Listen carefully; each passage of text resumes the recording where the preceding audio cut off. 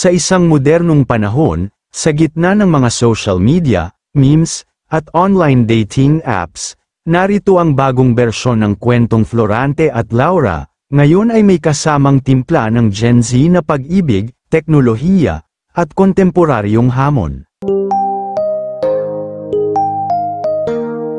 Si Florante ay isang ordinaryong estudyante sa kolehiyo.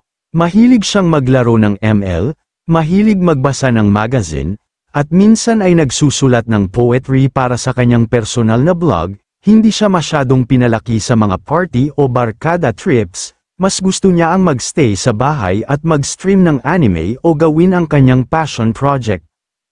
Sa kabilang dulo ng campus, si Laura naman ay kilala bilang the girl who has it all, maganda, matalino, at aktibo sa iba't ibang activity.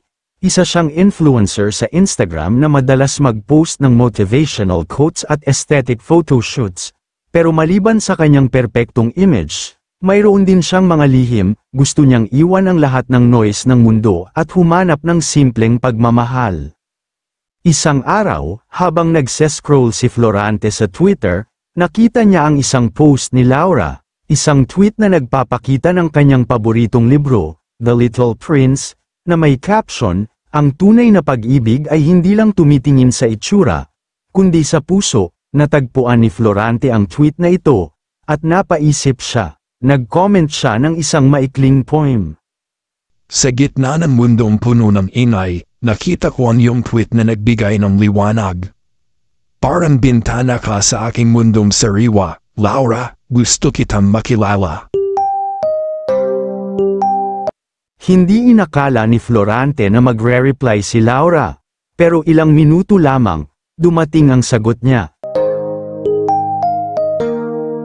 Salamat sa kind words, gusto ko rin malaman kung sino ka, mag-chat tayo. Simula noon, naging regular ang kanilang usapan sa chat, mula sa text hanggang voice call. Nagsimula silang magbahagi ng mga pangarap, mga pangamba, at mga random thoughts tungkol sa buhay. Si Florante ay natutuwa dahil sa wakas, may nakilala siyang taong hindi nag-judge sa kanya dahil sa kanyang introverted personality. Samantalang si Laura ay natutuwa dahil may nakilala siyang taong tunay na umuunawa sa kanya, kahit na parang isang puzzle ang kanyang buhay. Ngunit hindi lahat ay payapa. May isa pang karakter sa kwento, si Aladdin, ang ex-boyfriend ni Laura. Kilala si Aladdin bilang isang charmer, popular, at confident. Hindi niya kayang tanggapin na si Laura ay umalis sa kanyang buhay.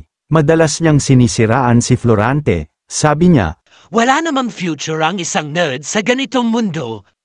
May isa pang babae na lumilitaw sa buhay ni Florante, si Flerida, ang childhood friend niya. Maraming beses na sinubukan ni Flerida na iparamdam kay Florante na may gusto siya sa kanya. Pero hindi niya napansin, para kay Flerida, ang pagmamahal ni Florante kay Laura ay parang isang fantasy world na hindi niya kayang abutin. Isang araw, nag-decide sina Florante at Laura na mag-meet personally. Pumunta sila sa isang coffee shop na kilala sa minimalist design nito. Nang makita ni Florante si Laura, bigla siyang naging speechless. Hindi niya akalain na mas maganda pa rin ang totoong Laura kaysa sa kanyang pictures online. Pero hindi rin nawala ang tension. Sa gitna ng kanilang kwentuhan, bigla na lang pumasok si Aladdin sa coffee shop.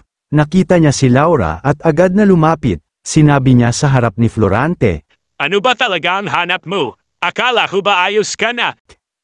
Nagulat si Laura, pero hindi siya natatakot. Tumingin siya kay Florante at sinabi, Florante, mahal kita. Hindi ako takot na ipakita ito sa mundo.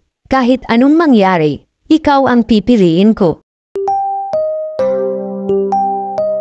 Pagkatapos ng insidente, nagsimula ang totoong laban. Si Aladdin ay gumawa ng viral post sa social media na sumisira kay Florante. Sinabi niya na si Florante ay manipulative at walang respeto sa relationship nila ni Laura dati.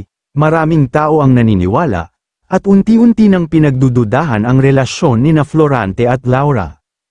Sa kabila nito, hindi sumuko si Florante. Nag-post siya ng isang video sa YouTube na nagpapaliwanag sa kanyang side ng kwento. Sinabi niya, Ang pag-ibig ay hindi tungkol sa perfection, ito ay tungkol sa pagtanggap sa isa't isa. Pati na ang mga pagkakamali, mahal ko si Laura hindi dahil sa kanyang beauty o popularity, kundi dahil sa kanyang puso. Gumawa din si Laura ng sariling statement. Sinabi niya, Hindi ako basta-basta tao na pupunta sa kung ano ang trending. Alam ko kung sino ang mahal ko. At si Florante ang taong handang tumayo para sa akin. Sa huli, napatunayan ng dalawa na ang totoong pag-ibig ay hindi bumabase sa opinyon ng iba, kundi sa kanilang sariling puso. Nagtagumpay silang labanan ang lahat ng negatibong comments at judgment, pinili nilang manatili sa tabi ng isa't isa. At sa halip na maging bitter ang kanilang mga rival, nagka-realization silang masaya na rin sila sa kanilang sariling path. Sumulat si Florante ng isang final poem para kay Laura. Sa mundong puno ng doubt, ikaw ang liwanag na nagpalaya sa akin sa takot. Hindi mahalaga kung anong sabihin ng lahat, dahil sa puso ko, alam kong tama ang landas. At si Laura, nagsabi lamang ng 3 salita. Forever, Florante. Ngayon, sina Florante at Laura ay kilala bilang inspirasyon ng maraming Gen Z couples. Prove nila na kahit gaano katindi ang challenges ng modernong mundo, posible pa ring magtagumpay ang tunay na pag-ibig kapag buo ang tiwala at commitment.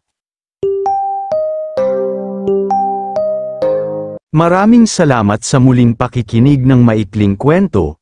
Kung gusto mo pang makinig ng iba't ibang kwento, bisitahin ang playlist ng mga kwentong kababalaghan sa aking YouTube channel. At huwag kalimutang i-subscribe ang Jonas Mini Vlog para updated ka sa bawat kwento.